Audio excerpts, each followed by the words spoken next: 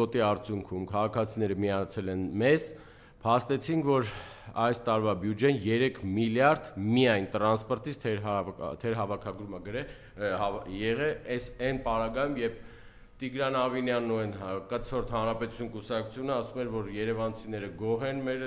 բարեփոխումներից, բոլոր անխտիր մուծում են, վճարում են այդ 150 դրամը, իրենք իրենց ստելով եկան հասան նրան, որ գնացին արդեն Հանրապետության, Հայաստանի Հանրապետության պետական բյուջեից նորից 3 միլիարդ դրամ վերցրեցին, բերեցին տվեցին Ավինյանի բյուջեն, Երևանի բյուջեն, դա Ավինյանի բյուջեն է, ՔՊ-ի,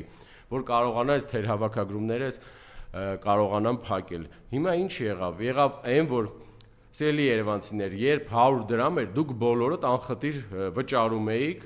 մենք լավ դա գիտենք, եւ դուք մեզ կանգառներում, փողոցներում տեսնելով ասում եք, որ ստիպեք այնպես արեք, որ թողնեն 100 դրամ, մենք պատրաստ ենք վճարել, քանի որ չկա